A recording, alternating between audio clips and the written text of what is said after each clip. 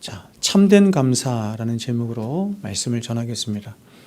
자, 오늘 우리가 이제 2절 읽었는데, 골로새 2장 6절, 7절 말씀을 읽었는데, 자, 여러분, 기독교가 말하는 감사가 무엇인가 하는 것을 굉장히 확실하게 우리에게 보여주는 말씀이다. 이렇게 말씀을 드릴 수 있어요. 자, 우리뿐만 아니라 사람들도, 세상 사람들도, 그리고 누구나 다 감사할 수 있습니다. 감사라고 하는 것을 하지만 성경이 말씀하는 감사, 우리가 이제 추수감사절을 맞이해서 하나님 앞에 감사하는데, 우리가 하나님 앞에 해야 하는 감사가 어떤 것인지 굉장히 잘 보여주는 말씀이 오늘 골로새 2장 6절 7절 말씀이다. 이렇게 말씀을 드릴 수 있습니다. 자, 여러분, 우리는 과거 어느 때보다도 어느 때와도 비교할 수 없을 만큼 가장 풍요롭고 가장 정말 이 부유한 시대를 우리가 살아가고 있습니다. 지난 수십 년 동안 이 세상은 하루가 다르게 빠르게 발전되고 진화되어서 정말 엄청난 이 풍요롭고 편리한 수많은 문명의 이기들을 낳았습니다.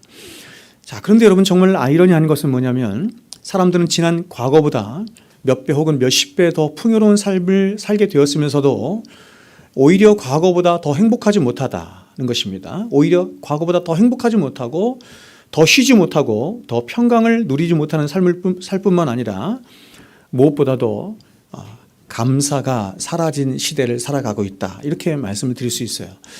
이렇게 물질적으로 풍요로운 시대를 살아가는데도 오히려 사람들은 삶이 더 각박해지고 더 사랑이 식어지고 더 사람들은 쉬지 못하고 더 감사하지 못한 채 오히려 과거보다 더 많은 염려와 두려움과 걱정이 가득한 그런 삶을 살아가고 있는 거죠.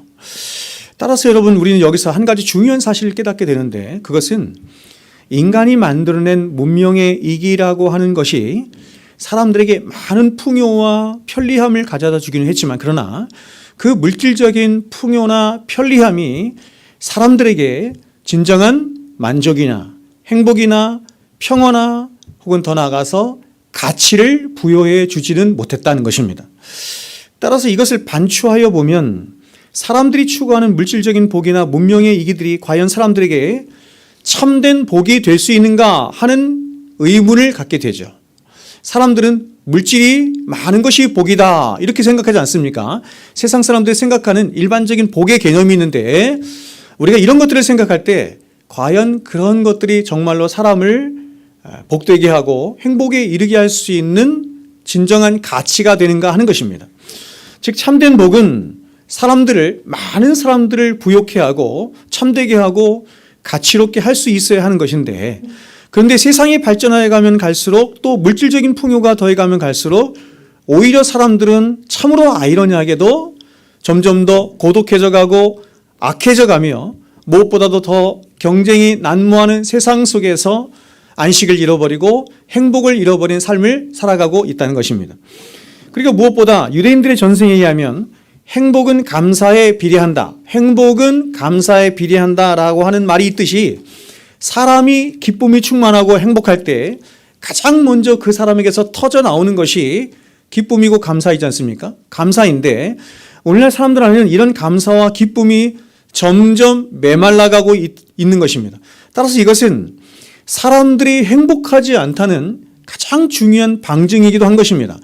그러므로 이런 면에서 인생의 위기는 어떤 면에서 남들보다 더 많이 가지지 못하고 더 많은 것을 확보하지 못한 데서 온 위기가 아니라 오히려 우리에게 주는 참된 기쁨이나 감사를 잃어버린 데서 오는 위기, 다시 말하면 우리 안에 참된 기쁨과 감사가 있도록 하는 어떤 가장 중요한 가치와 우리 인간이 가져야 하는 가장 중요한 가치와 그 본질을 잃어버린 데서 온 위기다, 이렇게 말할 수 있는 거죠. 자, 여러분, 우리는 이러한 예를 추수감사절의 유래를 통해서 한번 생각해 볼 수가 있습니다. 이 추수감사절의 유래를 통해서 우리는 진정한 감사가, 참된 감사가 우리가 정말 가치롭게 여기고 우리가 정말 소중하게 생각해야 될 것이 무엇인지를 한번 생각하게 됩니다. 여러분, 이 추수감사절의 유래가 그렇듯이 아마도 역사상 가장 감격스러운 감사를 누렸던 사람들 중에 하나가 바로 미국에 정착한 영국의 청교도들일 것입니다. 우리가 잘 아는 것처럼 102명의 영국의 청교도들은 신앙의 자유를 찾아서 1620년 9월 26일 메이플라워를 타고 신대륙으로 향하게 되죠. 하지만 거의 2달이 넘는 항해를 하는 동안 사람들은 추위와 파도와 싸우며 이미 많은 사람들이 바다를 건너오는 중에 많은 사람들이 죽음을 맞이하게 되고 우여곡절 끝에 미국 매사추세츠 케이프 코드에 아주 적은 수의 사람들이 도착을 하게 됩니다. 하지만 이때는 추운 겨울이었을 뿐만 아니라 그들이 가져온 양식도 다 거의 바닥이 난 상태였습니다. 그리고 그곳에 있던 대부분의 인디언들은 이들에게 우호적이지 않았기 때문에 이들은 더욱더 혹독한 겨울을 지낼 수밖에 없었습니다. 그래서 그의 겨울을 지내면서 많은 사람들이 추위와 굶주림에 지쳐 죽어갔고 결국 100여 명에서 출발한 사람들은 거의 절반도 남지 않는 그런 사람밖에 남지 않게 되었습니다. 그런데 이런 와중에 한 인디언 부족이 농사지을 씨도 주고 농사법도 가르쳐 주어서 1년이 지난 1621년 가을에 첫 수확을 이들이 하게 된 것입니다.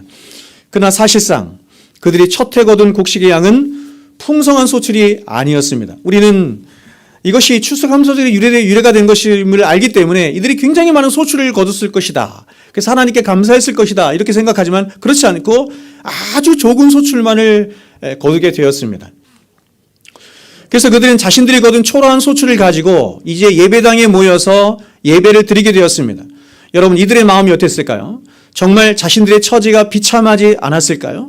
그래서 모두가 다 실망하고 체념하여 눈물을 흘리고 있을 때 한 사람이 손을 들고 제안을 했습니다. 그것은 이렇습니다. 그것은 자신들이 이렇게 비참하게 된 것은 하나님께 회개하지 않았기 때문에 그런 것이라는 거예요. 그래서 우리가 다 금식하며 하나님 앞에 회개하자는 것이었습니다. 이에 사람들은 그 제안을 좋게 받아들여서 함께 금식하며 회개하기로 결정을 합니다. 자, 그런데 어떤 사람이 다시 손을 들어서 이렇게 말합니다. 나는 그렇게 생각하지 않습니다. 우리가 이렇게 죽음을 무릅쓰고 이곳으로 건너온 것은 이곳에서 많은 풍요를 누리고 잘 먹고 잘 살기 위해서 이곳으로 건너온 것이 아니었습니다. 만일 그렇다고 한다면 우리는 필시 실패한 자들이 맞습니다. 그러나 우리가 원하는 것은 그런 것이 아니라 바로 진리가 원하는 방식으로 신앙을 우리가 그곳에서는 할 수 없었기 때문에 오직 한 가지, 신앙의 자유를 찾아서 목숨을 걸고 이곳까지 온 것입니다. 하나님은 우리들의 이러한 요구를 다 들어주셨습니다. 그래서 우리는 비록 1년 동안 육신적으로는 힘들었고 어려운 시간들을 보냈으나 그러나 우리가 그토록 바라고 소원했던 것처럼 얼마든지 하나님 앞에 마음대로 예배할 수 있었고 또 우리가 옳다고 여기는 성경의 방식대로 그렇게 신앙을 할 수 있었습니다. 뿐만 아니라 여기까지 우리들을 지키시고 함께 하신 하나님의 은혜는 정말 놀라운 하나님의 은혜가 아닐 수 없었습니다. 그러니 금식하며 회개하지 말고 일주일 동안 주변에 있는 인디언들도 함께 초청해서 하나님 주신 은혜에 마음껏 기뻐하고 감사하는 시간을 가졌으면 좋겠습니다. 이렇게 말한 것입니다. 그러자 갑자기 심통에 있던 사람들 안에 갑자기 생기가 돌고 기쁨과 감사가 넘치면서 모두가 다 그 일을 좋게 여기며 박수치며 환영한 것입니다. 그래서 그들은 주변에 있는 인디언 부족 90명을 초대해서 함께 곡식을 나누고 칠면조를 나누며 감사의 축제를 하게 되었으니 이것이 바로 추수감사절의 유래가 된 것입니다. 자, 그런데 이런 이들이 이제 세월이 점점 흘러가면서 점점 더 많은 소출을 얻게 되고 점점 더 풍요로워지게 되었는데 오히려 사람들 안에 감사가 사라지게 된 것입니다. 놀랍게도. 그래서 미국의 제26대 대통령인 루즈벨트 대통령은 추수감사절 메시지에서 이렇게 말을 한 것입니다. 오늘날 우리는 우리 조상들에 비해서 너무나 풍요로운 삶을 살고 있습니다. 하지만 우리는 위기를 맞고 있습니다. 그 위기는 다른 것이 아니라 바로 이렇게 좋은 것들을 주신 하나님께 감사치 못하는 삶을 살고 있다는 것입니다. 우리의 위기는 물질이 없는 위기가 아니고 우리의 위기는 하나님 앞에 감사치 못하는 우리의 영혼의 메반음에 있다. 이렇게 말한 것이죠. 어떻습니까? 모든 시대가 늘 그래왔지만 오늘날의 현대인들은 이렇게 엄청난 부와 풍요를 누리고 있으면서도 그 모든 것들을 주신 하나님께 감사하는 것을 거의 잊어버린 채 살아가고 있습니다.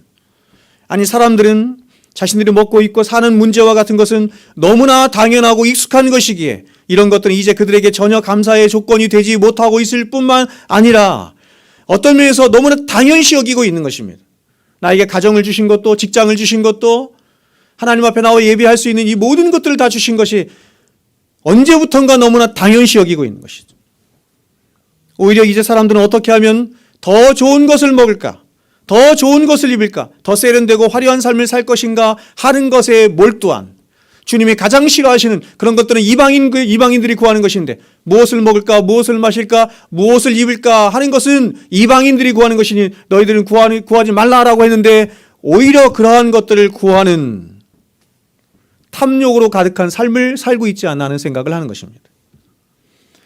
그렇게 이런 탐욕에 물든 사람들은 이제 자족하고 감사하는 삶은커녕 자신들이 상대적으로 다른 사람들보다 좋은 자동차를 타지 못하는 것으로 인해서, 또 좋은 집에 살지 못하는 것으로 인해서, 그리고 좋은 먹거리를 먹지 못하는 것으로 인해서 많은 불편과 불만들을 쏟아내는 끝없는 탐욕의 삶을 살아가고 있는 것이죠.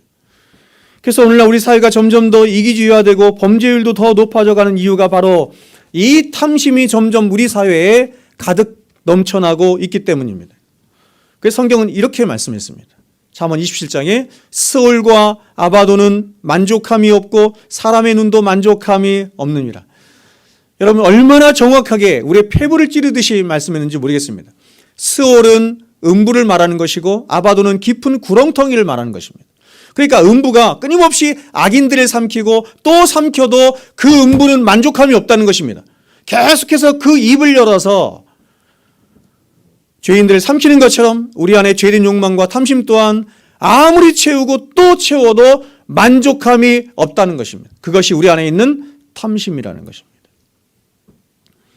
그래서 미국의 한 기자가 미국의 대부호인 록펠러에게 이렇게 물었죠. 당신은 과연 얼마만큼의 재물이 있으면 만족하시겠습니까? 그렇게 묻자 록펠러가 이렇게 대답을 했다는 것 아닙니까? 1달러만 더 있으면 됩니다. 1달러만 더 있으면 됩니다. 1달러가 채워지면 그 사람 또 말할 것입니다. 1달러 더. 여러분, 이것이 사람의 부패한 본성인 것이며 또한 그렇게 감사하지 못하고 만족함이 없는 그 마음이 바로 성경은 소울이다, 지옥이다 이렇게 말하는 것입니다. 여러분, 사람이 얼마나 많은 재물이 있으면 그 영혼이 만족을 누릴 수 있을까요? 얼마나 넓은 평수에서 좋은 집에서 살면 그 영혼이 만족을 누릴 수 있을까요? 얼마나 세상에 성공하고 권세를 누려야 이제 족하다 할 수 있을까요? 사람의 마음은 그 마음 안에 탐심이 있는 이상, 이상의 그 어떤 것으로도 절대로 그 마음을, 더 정확하게는 그 마음 안에 있는 탐심을 채울 수 없는 것입니다. 그래서 여러분, 청교도의 말 중에 이런 말이 있습니다. 사람 안에 있는 탐심은 하나님도 채울 수 없다 이렇게 말한 것이에요. 여러분, 광야의 이스라엘 백성들 한번 보십시오. 그들이 처음 광야에 들어섰을 때 그들은 거의 300만 명이나 되는 엄청난 대군을 이루고 있었습니다. 그러니 이 많은 사람들이 그 광야에서 먹고 입고 자야 하는 의식주의 문제를 과연 어떻게 해결할 수 있었을까요? 하나님이 300만 명이나 되는 사람들, 그들이 지금 팔레스틴 전쟁이 일어나고 있는 그 지역 쪽으로 해안길로 가나안 땅에 빨리 가고자 했으나 성경에 보면 하나님이 그들을 막아서서 돌이켜서 광야로 인도하시죠. 풀 한 폭이 날 수 없는, 물도 없고 양식도 없는, 농사도 지을 수 없는 그런 광야로 그들을 몰아넣으신 것은 죽으라는 얘기죠. 그러나 그들을 애굽에서 인도해내신 하나님은 자신이 있으신 것입니다. 그래서 그들을 돌이켜서 광야로 인도하십니다. 이제 이들에게 엄청난 문제가 닥쳤습니다. 그것은 300만 명이나 되는 엄청난 이 대군이 광야에서 과연 무엇을 어떻게 먹고 살 것인가 하는 문제에 직면하게 된 것입니다. 그렇게 누군가가 이들에게 먹을 것을 공급해 주지 않으면 이들은 그냥 광야에서 그들의 굶어 죽을 수밖에 없는 처지에 놓이게 된 것이죠. 여러분, 이들이 하루에 먹어야 하는 음식만 한번 생각해 보십시오. 얼마나 많은 음식이 있어야 하겠습니까? 근데 하나님은 정말 놀랍게도 이 세상 그 누구도 감히 생각할 수 없는, 생각조차 할 수 없는 크고 비밀한 방식, 성경 말씀에 의하면 크고 비밀한 방식으로 300만 명이나 되는, 300만 명이 넘는 이 엄청난 사람들을 하루도 굶기지 아니하시고 먹이시고 살리시고 입히시고 살게 하신 것이, 그것이 바로 만나죠.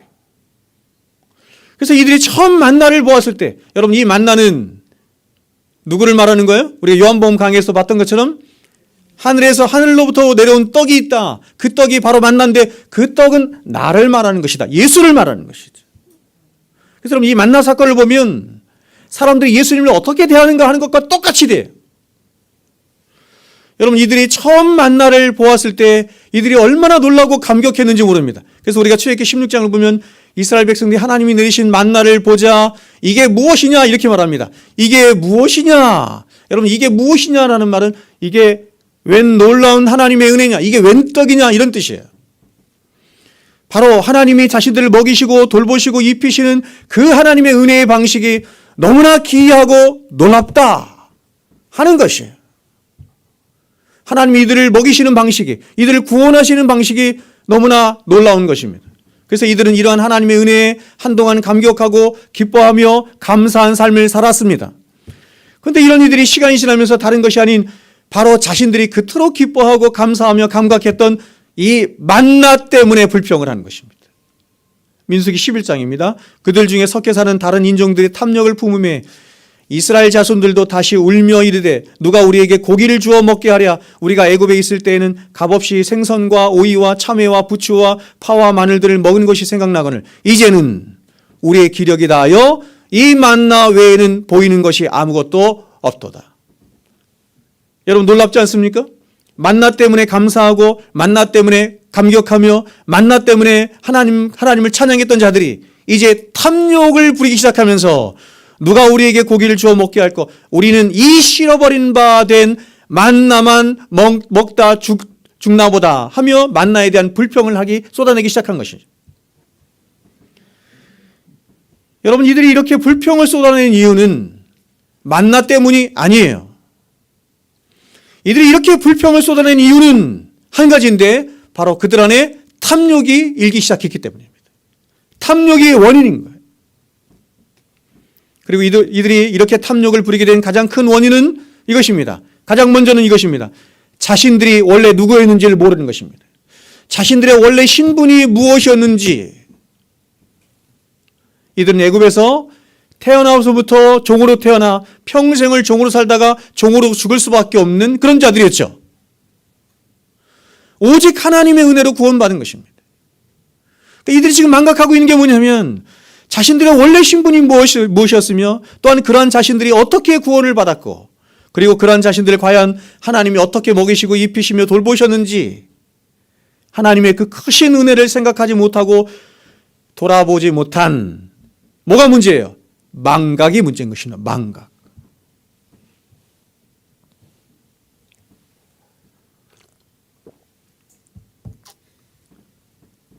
제가 좀 전에 말씀드린 것처럼 만나는 예수를 말하는 것입니다. 이스라엘 백성들이 만나를 처음 만났을 때 하나님이 베푸신 구원의 은혜에 그렇게 그들이 깜짝 놀라고 감동했던 것처럼 우리도 처음 예수를 믿었을 때 그랬습니다. 그 말할 수 없는 감격 있지 않으시지요?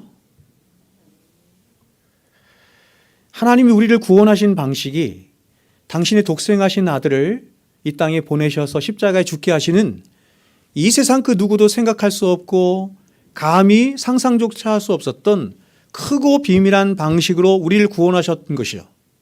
그래서 우리는 더 놀라웠던 것입니다.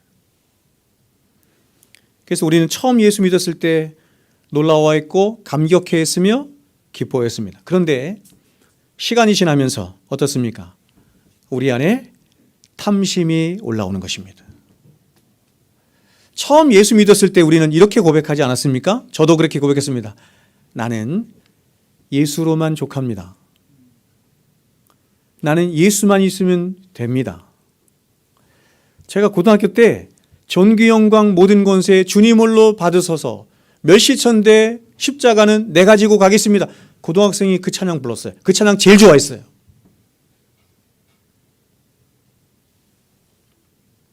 그런데 탐심이 들어오자 그 예수만으로 이제는 만족하지 못하게 된 거예요. 오히려 사람들은 이제 말로는 그렇게 말하지 않지만 그 탐심으로 인해서 이렇게 마음속으로 얘기하는 것입니다. 우리에겐 이 실어버림 받은 예수밖에 없느냐? 이 고백을 했던 가장 대표적인 초대교회 교회가 고린도 교회였습니다. 고린도 교회. 사도가 고린도 교회를 세웠죠. 사도 바울이 고린도 교회를 세웠습니다. 그리고 날마다 그들에게 예수 복음 가르쳤습니다. 예수 복음. 근데 거짓 선생님들이 들어와서 고린도 성도들과 사도 바울을 이간질시켰습니다. 그리고 말하길 이렇게 말했습니다. 야, 너희의 담임 목사라고 하는 바울을 좀 봐라. 저 사람은 예수 십자가밖에 모르지 않느냐? 예수밖에 모르지 않느냐? 너에게 더 좋은 것들, 너에게 더 원하는 것들을 많이 제공해 줄 수 있는데 그렇게 할 수 없다는 것이. 그러면서 다른 복음을 말하기 시작했습니다. 오늘 말하면 번영신학 같은 것을 말하는 거죠.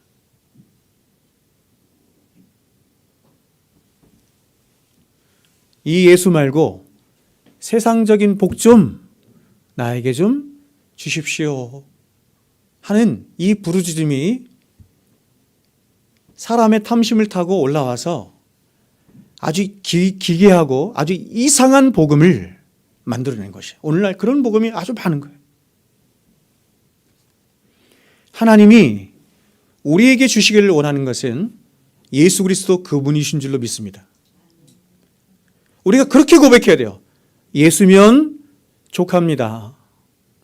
예수면 족합니다. 오늘 우리 이준이가 유아 세례를 받게 될 거 아니에요? 부모된 두 사람이 마음속으로 다짐해야 될 것은 이렇게 다짐해야 합니다. 주님, 우리 이준이의 인생에 예수면 족합니다. 왜 한 분만이 아멘이에요?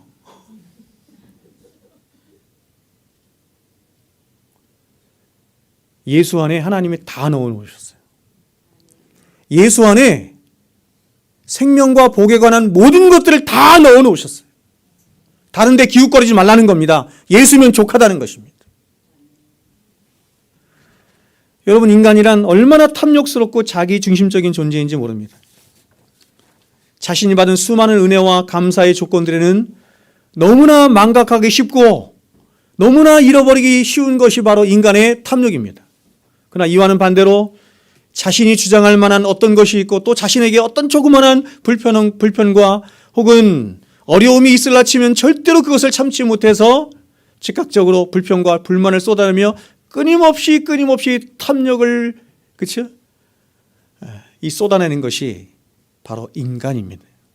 그래서 이렇게 사람들이 하도 감사를 모르고 사니까 어떤 사람들은 이렇게 감사가 사라진 각박한 세상에서 그들 나름대로의 감사의 상대적인 근거를 찾아서 상대적인 한편의 감동적인 감사의 시를 지은 거예요. 이 시가 오늘 한국교회 안에 굉장히 화제돼서 많은 목사님들이 설교 시간에 추수감사절 설교 시간에 이 시를 읊은 거예요. 여러분이 많이 들어보셨을 텐데 제가 한번 읊어볼 테니까 한번 여러분 들어보십시오.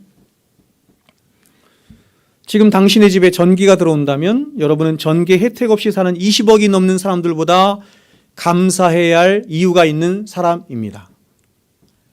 또한 여러분의 집에 식수시설이 되어 있다면 여러분은 그렇지 못해 아무 물이나 먹는 10억이 넘는 사람들보다 감사할 이유가 있는 사람들입니다. 또 여러분이 하루 1,000원 이상으로 생활하고 있다면 여러분은 1,000원 미만으로 살아가고 있는 전 세계의 12억 명의 사람들보다 감사해야 할 이유가 있는 사람들이며 또한 여러분이 하루 한 끼라도 따뜻한 밥을 먹을 수 있다면 영양실조로 고통받는 7억 명의 사람들보다 여러분은 감사해야 할 이유가 있는 사람들입니다.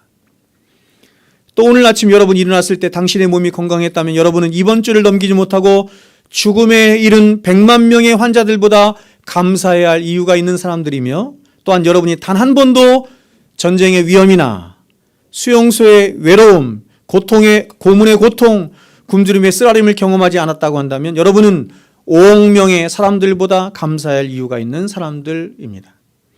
또 여러분이 체포, 협박, 학대, 고문 그리고 죽음의 두려움 없이 거리를 다닐 수 있다고 한다면 여러분은 이상의 30억 명의 사람들보다 감사할 이유가 있는 사람들이며 또 만일 여러분의 냉장고에 음식이 있고 여러분의 몸에 걸칠 옷이 있거나 그리고 잠을 잘 수 있는 집이 있다고 한다면 여러분은 이 세상 사람의 75%보다 더 감사할 이유가 있는 사람입니다. 또 당신의 은행에 그리고 지갑에 약간의 돈이 있고 어딘가 작은 접시에 동전을 모아 놓았다고 한다면 여러분은 이상의 8% 안에 드는 감사할 이유가 있는 부자입니다. 또 여러분의 두 부모가 살아계시고 지금 혼자가 아니라면 여러분은 정말 보기 드물게 감사할 이유가 있는 사람입니다. 이제 마지막으로 지금 이 글을 읽으며 당신이 축복받은 사람이라고 하는 것을 알게 되었다고 한다면 여러분은 글을 읽을 줄 모르는 이상의 20억 명의 사람들보다 더 감사할 이유가 있는 사람들입니다. 행복은 소유에 비례하는 것이 아니라 감사에 비례하는 것입니다. 많이 들어보셨죠? 어떻습니까, 여러분? 여러분이 이렇게 상대적으로 다른 사람들보다 아주 좋은 환경 가운데 살아가는 사람들이었다는 사실을 알고 있었습니까?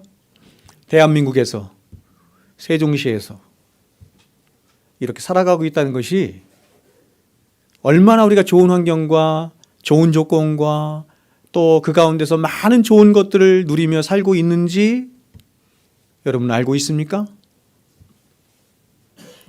사실상 저와 여러분은 전 세계의 5% 안에 드는, 제가 그냥 5% 말을 했지만 사실 더 돼요.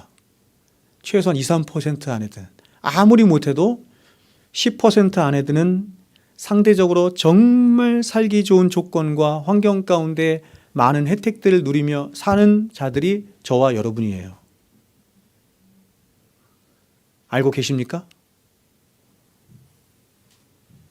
그러므로 여러분, 우리는 이런 상대적인 조건들만 생각해도 우리에게는 하나님 앞에 마땅히 감사해야 할 수많은 이유들이 있는 것입니다. 그러나 여러분, 이러한 이유들이 저와 여러분이 감사해야 할 너무나 분명한 이유들인 것은 사실이지만 그럼에도 불구하고 저와 여러분이 정말 우리의 중심을 다해서 진짜로 감사해야 할 그 이유에 비하면 이것은 부스러기에 불과한 거예요. 이걸 은혜로 말하자면 하나님이 주신 일반 은혜가 있고 특별 은혜가 있는데 일반 은혜, 상대적인 일반 은혜만을 가지고 하나님 앞에 감사하는 것은 하나님이 주신 우리에게 특별 은혜에 비하면 아무것도 아니라는 것이죠. 사람들은 이런 상대적이고 조건적인 이유들을 찾아서 이런 감사의 이유들이 마치 자신들이 감사해야 할 가장 중요한 이유들인 양 그렇게 생각할지 모르지만 그러나 그리스도 예수 안에 있는 저와 여러분에게는 아주 작은 부스러기에 불과한 것입니다. 그리고 이러한 감사는 사실상 상대적인 감사 아닙니까? 상대적인 감사이고 파이적인 감사이기 때문에 누구나 다 감사할 수 있는 것도 아니요 또 조건과 형편에 따라서 얼마든지 이 감사는 변할 수 있는 거예요. 다시 말하면 상대적인 박탈감이나 상대적인 빈곤 가운데 살아가는 사람들 한번 보십시오. 예를 들면 1달러로 하루를 살아가는 사람들 10억 명이 있다고 하잖아요. 1달러로 하루를 살아가는 사람들이라든지 혹은 전기시설이나 수소시설이 잘 되어 있지 않은 어떤 퇴락한 주택에서 사는 사람들이라든지 혹은 질병에 걸려 있거나 여러 가지 환경의 어려움과 위협을 당하고 있는 사람들이라고 한다면 이러한 사람들은 사실상 상대적인 박탈감으로 인해서 우리처럼 이런 감사의 조건을 가질 수 없기 때문에 감사할 수 없는 거예요.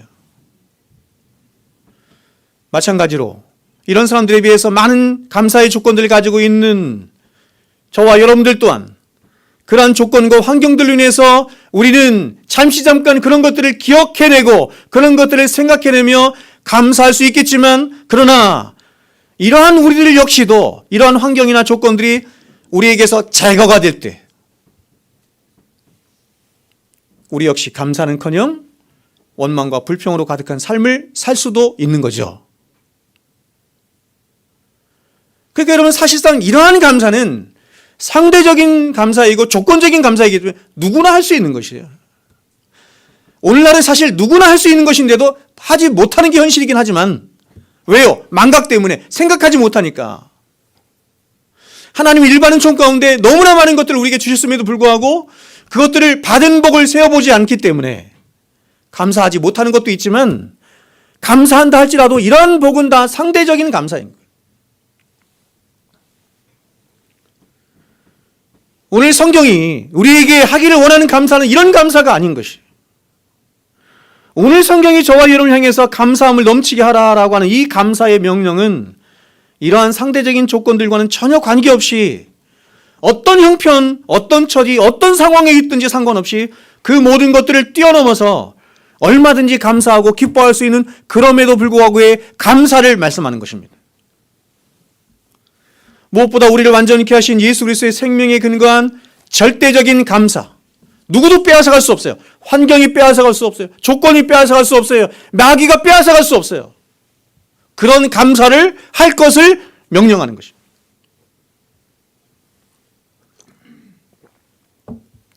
이런 감사를 우리에게 명령하는 것은 그런 감사해야 할 조건이 우리에게, 절대적인 조건이 우리에게 있음을 말씀하는 거죠. 그러므로 여러분, 오늘 사도가 명령하고 있는 이 감사는 아무나 할 수 있는 감사가 아니라 지금 사도가 말하는 것처럼 누가 감사할 수 있는 이런 것입니다. 예수 그리스도를 주로 받아 그 안에 뿌리를 받고 세움을 입어서 그 안에서 믿음으로 행하는 자들만이 할 수 있는 감사인 거예요. 누릴 수 있는 감사인 거예요. 여러분, 이 순서를 잘 보십시오. 기가 막힙니다. 예수 그리스도를 주로 받아 그 안에 뿌리를 받고 세움을 입어 그 안에서 믿음으로 행하는 자들이 갖는 감사예요.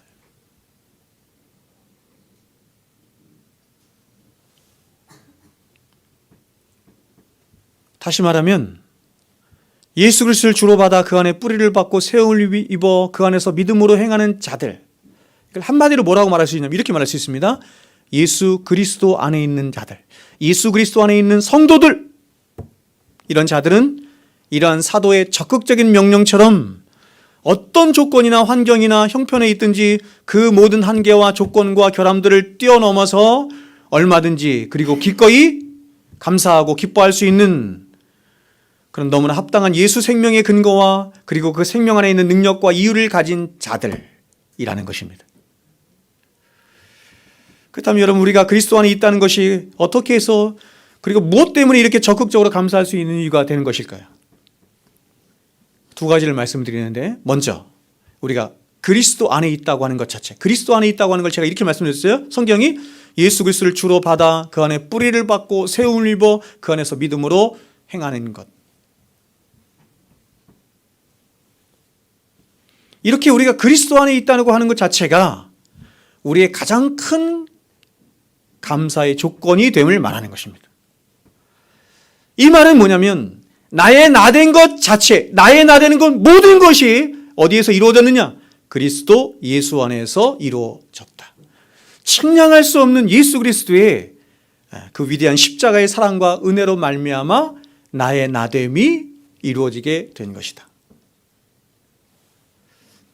다시 말하면 저와 여러분이 죄 용서를 받아 하나님의 자녀가 된 것도, 또 우리가 이 세상을 살아가는 데 필요한 모든 일용할 양식이 공급되어지는 것도, 주기도문을 한번 생각해 보십시오. 그리고 이 세상의 모든 악으로부터 건져지는 것도, 이 모든 약속과 구원과 복이 바로 우리 구주 되시고 주님 되신 예수 그리스도께서 십자가에서 피를 흘려 죽으심으로 그 십자가에서 내포적 구원이라고 하는데 우리를 끌어안으사 우리를 당신 안에 엔 크리스토스, 그리스도 안에 있도록 한 이유 때문이라는 것입니다. 그래서 하나님은 비록 우리가 본질상 하나님의 진노의 자녀임에도 불구하고, 진노의 자녀라는 것이 이것입니다. 우리 자체로는 하나님이 우리를 사랑하실 만한, 우리에게 복 주실 만한 어떤 근거도 찾을 수 없다, 이런 뜻이에요. 그런데 하나님 우리에게 복 주시고 사랑하시죠. 이유가 뭐예요? 이유가 뭡니까? 하나로 묶였기 때문이에요. 예수 하나로 묶였기 때문입니다. 그래서 우리가 그리스도 예수 안에 있다는 그 사실 하나만으로 하나님은 저와 여러분을 어떻게 대하세요? 그 아들을 대하시는 것처럼 대하시는 거예요.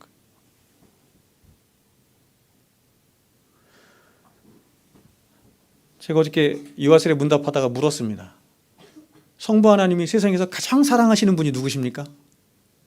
여러분, 성부 하나님이 세상에서 가장 사랑하시는 분이 누구예요? 예수님이십니다. 예수님. 자신의 독생하신 아들 예수. 근데 하나님이 우리를 복주시고 우리를 사랑하시기 위해서 그 예수를 우리와 묶어버리신 거예요. 그래서 그 예수를 바라보듯이 우리를 바라보시고 예수를 사랑하듯이 우리를 사랑하시고 예수에게 복 주시듯이 우리에게 복을 주시는 거예요.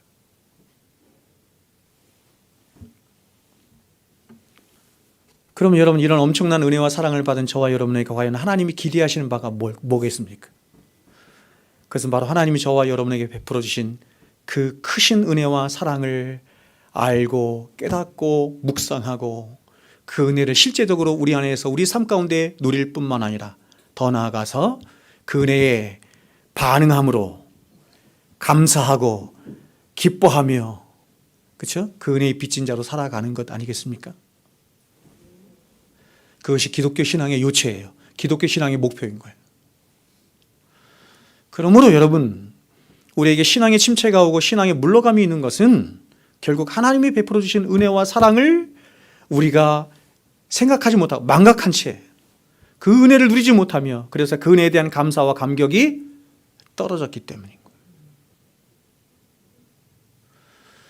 여러분, 하나님의 은혜는 저와 여러분에게 단 한 번도 부족한 적이 없었어요. 집사님이 저에게 물으셨던 것처럼 저에게 이렇게 물으셨거든요. 목사님, 하나님의 은혜는 이 사람 다르고 저 사람 달라요? 이 사람에게 주시는 하나님의 은혜가 다르고 이 사람에게 주시는 하나님의 은혜가 다른, 그 은혜가 다른, 아니에요, 여러분. 그렇다고 한다면 그분은 하나님이 아니시죠. 예수님에게 12제자가 있었지만 그 12제자 중에 오직 한 제자가 이렇게 말했습니다. 그의 사랑하시는 제자, 이렇게 말했습니다. 물론 여러분, 예수님은 12제자를 똑같이 사랑하셨습니다. 근데 12제자 중에 한 제자, 요한이죠? 요한만이 자기를 어떻게 생각했냐면, 어떻게 12제자가 있는데 주님은 나를 더 특별하게 사랑하셨을까? 더 많이 사랑하셨을까? 그래서 자기를 부르기를 그의 사랑하시는 제자, 이렇게 부른 거예요.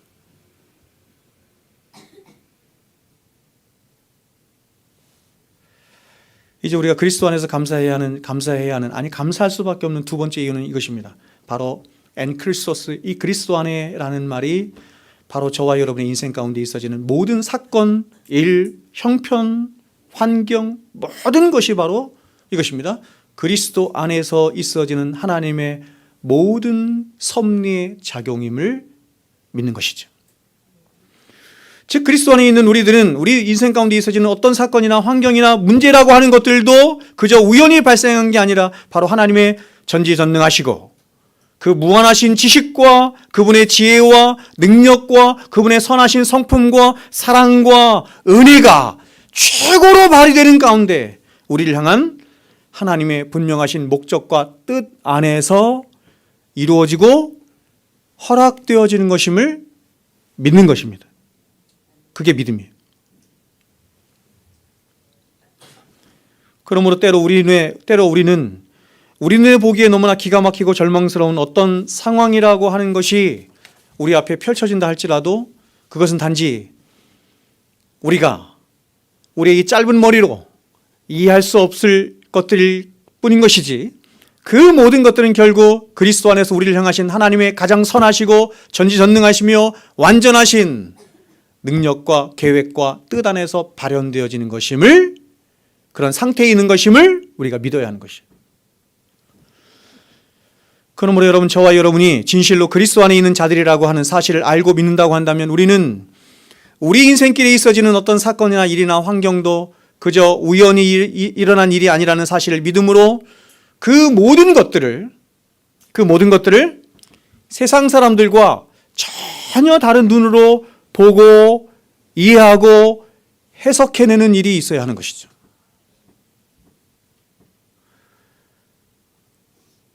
코로나가 딱 왔는데 세상 사람들이 코로나를 바라보는 방식으로 우리가 똑같이 우리가 세상 사람과 뭐가 다르겠어요? 세상에 기근이 나고 전쟁이 났습니다. 이것을 세상 사람들이 그것을 바라보고 해석하고 이해하는 방식과 똑같은 방식으로 한다면 우리가 뭐가 다르겠어요?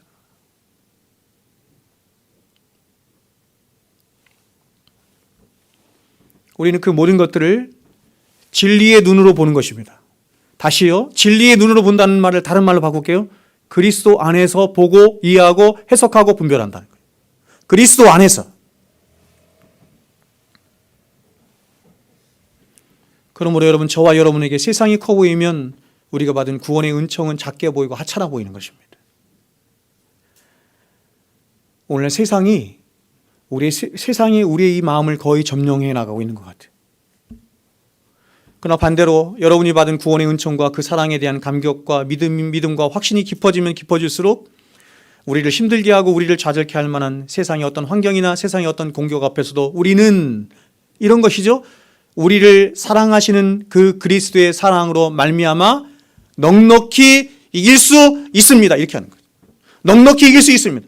사도가 이렇게 말하죠. 누가 우리를 그리스도의 사랑에서 끊으려. 누가 우리를 그리스도의 사랑에서 끊을 수 있겠느냐. 사람들이 하도 의심을 하니까 하나씩 다 열거하는 거야. 일부러. 환난이나 곤고나 박해나 기근이나 적신이나 위험이나 가리겠느냐.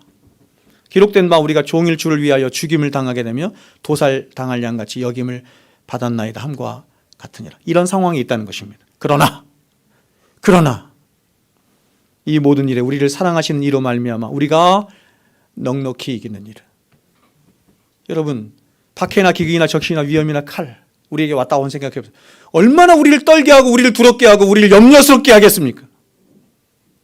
근데 이 모든 염려와 두려움과 근심과 걱정을 그리스도의 사랑이 어떻게 한다? 어떻게 한다는 것입니까? 다 밀어낸다는 것이죠.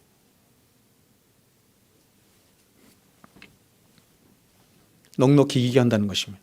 내가 확신하노니 사망이나 생명이나 천사들이나 권세자들이나 현재일이나 장래일이나 능력이나 높음이나 깊음이나 다른 어떤 피조물이라도. 다시 한번 확인합니다. 우리를 우리 주 그리스도 예수 안에 있는 하나님의 사랑에서 끊을 수 없느니라. 그 하나님의 사랑이 우리를 보호하는 것인데, 하나님의 사랑이 우리를 안전케 하는 것인데, 그 하나님의 사랑이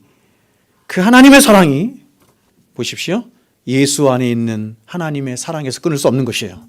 예수 안에 있는 자들에게 해당되는 것이죠. 그러므로 결국 우리가 믿음으로 산다는 것은 이렇게 자격 없고 본질상 하나님의 원수된 저와 여러분을 우리 주님께서 끌어안으사 그리스도 안에 있게 하시고 그 그리스도 안에서 하나님의 사랑을 입은 자로서 모든 하늘의 신령한 복이 언제나 그리고 영원토록 함께하는 자라는 사실을 믿는 그 믿음과 확신 가운데 늘 감격해하고 기뻐하며 감사하며 사는 삶을 믿음으로 산다, 이렇게 말하는 거예요. 그래서 오늘 사도가 감사하라는 말 앞에 그냥 감사하라 이렇게 말하지 않죠? 근거를 말하죠. 감사라는 말 앞에 이렇게 말하는 거예요. 믿음에 굳게 서서. 믿음에 굳게 서야 감사할 수 있는 거예요. 믿음에 굳게 서야 아까 제가 열거해드린 그런 조건적인 감사들을 넘어서 누구도 빼앗아갈 수 없는 감사를 할 수 있는 것입니다.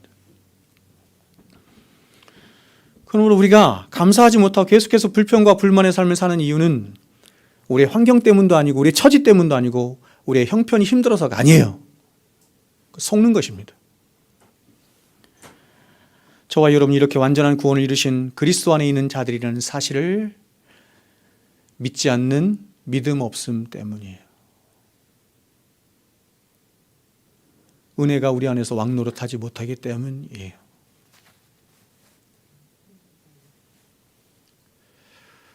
여러분, 우리는 이 골로새를 쓰고 있는 바울의 형편과 처지가 어떤 것인지 잘 알고 있습니다. 그는 지금 로마의 지하 감옥에서 사슬에 매인 채 이 서신을 골로새 성도들에게 쓰고 있죠. 그런데 이런 그가 이 서신의 거의 마지막에서 마지막 권고의 말씀과 함께 기도를 부탁하는데 이렇게 기도를 부탁하고 있습니다.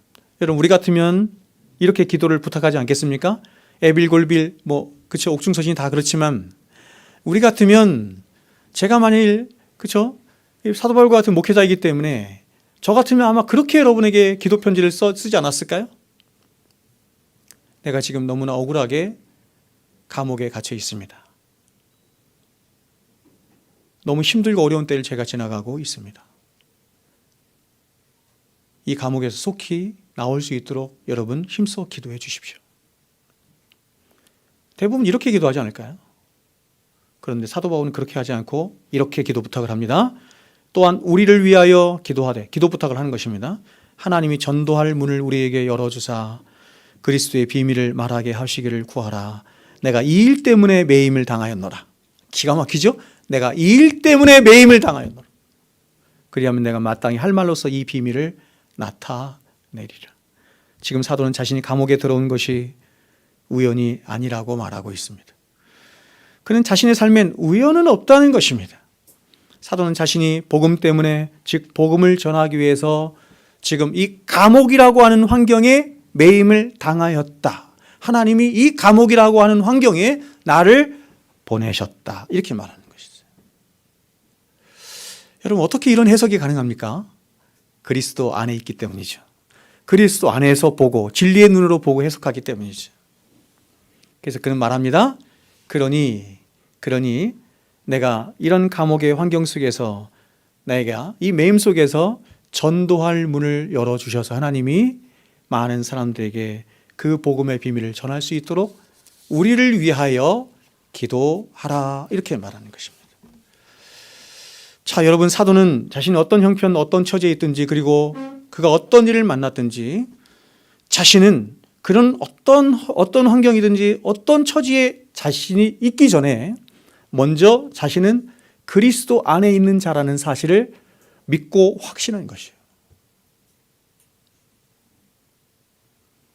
그러므로 그는 자신이 처한 모든 환경과 또 자신이 당한 모든 일들을 오직 그리스도 안에서 진리의 눈으로 바라보며, 더 나아가서 하나님이 자신을 사랑하시는 그 사랑의 눈으로 바라보며 세상과 전혀 다른 눈과 관점을 가지고 자신의 모든 형편과 처지를 바라보고 이해하고 깨닫고 해석해내며 분별해내며, 그래서 믿음으로 결정하는 일이 있는 거예요.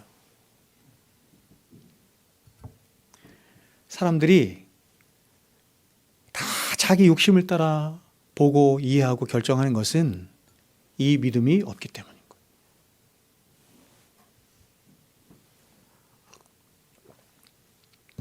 그래서 사도가 빌립보서에서도 빌립보 성도를 향해서 13번에 걸쳐서 말하죠. 빌립보 성도들에게 4장밖에 되지 않은 이 빌립보, 그렇죠? 13번에 걸쳐서 이렇게 말합니다. 주 안에서 기뻐하라. 보십시오. 그냥 기뻐하지 않죠? 근거가 있어요. 주 안에서 기뻐하라.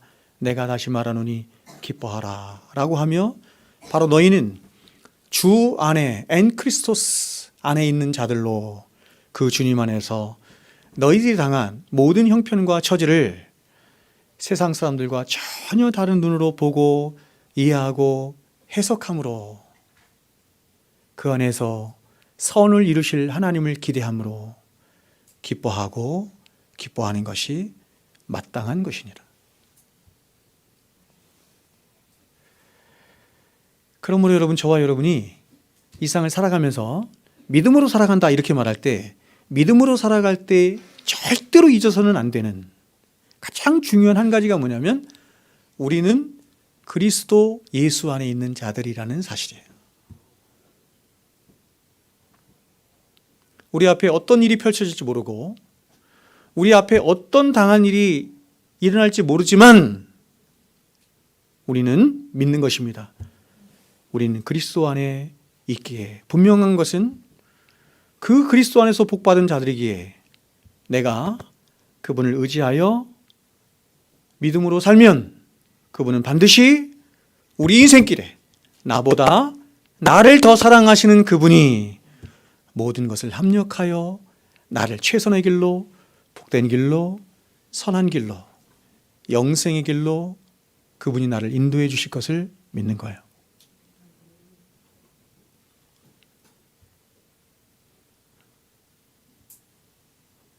계속 제가 유아세를 얘기하는데 오늘 이제 유아세를 받을 것 아닙니까? 참 여러분, 저도 자녀 키우면서 보니 얼마나 힘든지 모르겠습니다. 세상에서 가장 힘든 일이 자녀 키우는 일이에요. 절대 잊지 말아야 할 한 가지 있습니다. 한 가지. 내 방식대로 키우면 안 된다는 것입니다. 내가 원하는 생각대로 키우면 안 된다는 것입니다. 성경은 부모된 우리에게 한 가지만 명령하셔요. 그것은 뭐냐면 자녀의 영혼을 위하여 기도하는 것입니다. 우리 자녀가 하나님의 손에 딱 붙들리기만 하면 인생 끝나는 거예요. 그러나 하나님의 손에 붙들려 있지 않은 우리의 자녀의 인생은 그가 아무리 좋은 대학을 가고 아무리 좋은 데 취직하고 아무리 좋은 사람을 만나서 아무리 세상 사람들이 부러워할 만한 그런 행복한 삶을 살아도 그가 지금은 당장 푸른 초장 맑은 물가로 가는 것 같지만 금세 그것은 뭡니까 여러분? 뭡니까? 시편 23편에 갑자기 생각이 안 나네요. 그 어두운 골짜기로 변하는 것입니다.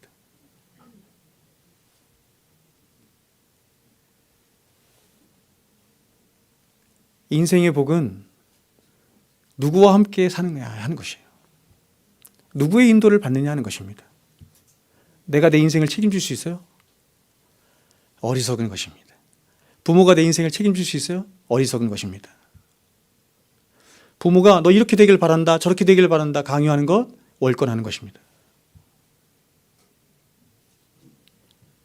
자녀의 영혼을 위하여 기도하십시오.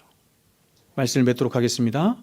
여러분, 제가 설교 시간에 이 손양원 목사님을 여러 번 제가 언급을 했는데 제가 우리 한국교회 안에서 가장 사랑하는, 정말 존경하고 가장 사랑하는 목사님 손양원 목사님이십니다. 여러분, 이분의 이 닉네임이 뭐냐면 사랑의 원자탄이에요. 사랑의 원자탄입니다. 일제시대 신사참배 반대로 주기철, 최봉석, 한상덕 목사님과 함께 1940년 9월 25일부터 45년 8월 17일까지 해방될 때까지 옥중 생활을 하셨습니다. 손양원 목사님이 옥중에 계실 때 사도 바울처럼 사랑하는 성도들을 위하여, 그렇죠? 사랑하는 성도들을 위하여 많은 편지를 쓰셨습니다. 빌립보서를 쓰듯이 골로새를 쓰듯이 이렇게 많은 편지를 쓰셨는데 그 가운데 양이라고 하는 자매에게 쓴 한 편의 편지를 제가 읽어드리도록 하겠습니다.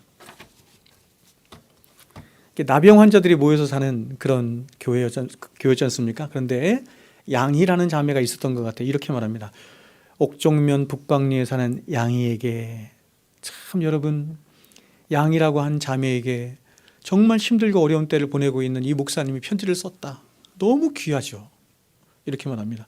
네 앞에 부딪히는 모든 파란 곡절을 피하려고도 두려워도 고민할 것 없이 도리어 기뻐 감수하는 것이 나으리라.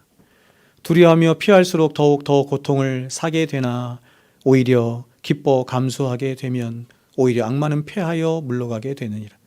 아니 그보다도 하나님은 우리를 더욱 위대한 자식과 종을 만드시기 위하사 일부러 주시는 위대한 선물에 가진 파란 곡절들이라. 곡절들은 다 고난을 말하는 거예요.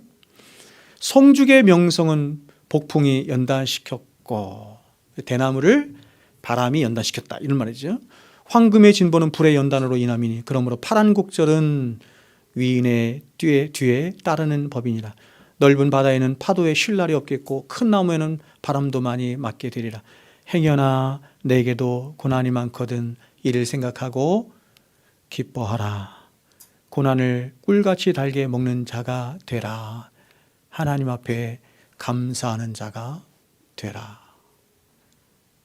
참 여러분, 바울의 옥중서신과 별반 다를 것이 없어 보이지 않습니까? 근데 이렇게 온갖 고생과 고생 가운데 해방을 맞아 추록하신 목사님이 열심히 복음을 전하시던 중에 1948년 순천 여수 반란 사건이 터지게 되고 이 사건으로 그의 사랑하는 두 아들을 잃죠. 동인, 동신. 큰 아들은 천재였다고 합니다. 이 두 아들을 잃게 되죠.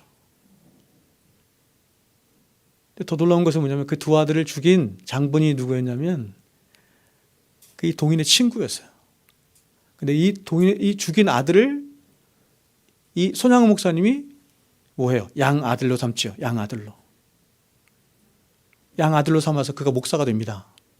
목사가 되고 제가 최근에 보니까 그 양아들로 삼은 그 살인자 그분이 목사가 되고 그분의 아들도 선교사가 돼요.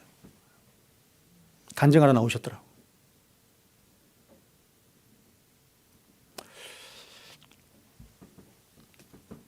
그 두 아들을 보낸 장례식에서 목사님이 감사의 편지를 써요. 하나님 앞에. 그렇죠? 제가 예전에 한번 읽어드렸는데 읽어드리고 오늘 설교 마치겠습니다. 첫째, 나 같은 죄인의 혈통에서 순교의 자식들이 나오게 하셨으니 감사합니다. 허다한 많은 성도들 중에 이런 보배들을 내게 맡겨 주셨음을 인하여 감사합니다. 삼남 삼녀 중에서도 가장 아름다운 두 아들 장자와 차자를 하나님께 바치게 된 나의 축복을 감사드립니다. 넷째, 한 아들의 순교도 귀하다 하거늘 하물며 두 아들이 순교하게 됨을 감사합니다.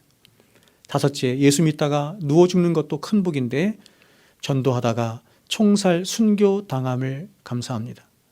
여섯째, 미국 유학 가려고 준비하던 내 아들 미국보다 더 좋은 천국에 갔으니 내 마음이 안심되어 감사합니다. 일곱째, 나의 사랑한 두 아들을 총살한 원수를 회개시켜 내 아들 삼고자 하는 사랑의 마음을 주신 하나님께 감사합니다. 여덟째, 내 두 아들의 순교로 말미암아 무수한 천국의 아들들이 생길 것이 믿어지니 감사합니다. 아홉째, 이 같은 역경 중에서 이상 8가지의 진리와 하나님의 사랑을 찾는 기쁜 마음, 여유 있는 믿음 주신 주님께 감사합니다. 10번째, 이렇듯 과분한 축복 누리게 되는 것을 감사합니다. 손양원 목사님은